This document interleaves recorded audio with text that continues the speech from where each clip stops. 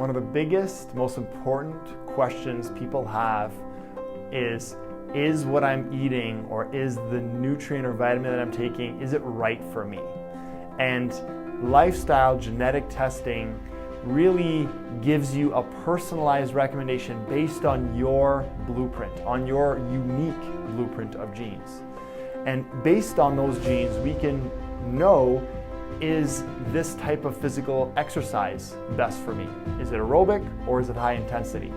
Is, for example, eating saturated fats an increased risk for cardiovascular disease? Or what type of folic acid should I be taking to minimize the risk of not creating the most active version of it? So lifestyle genetics really takes a lot of the guessing out when you're making decisions when it comes to your health.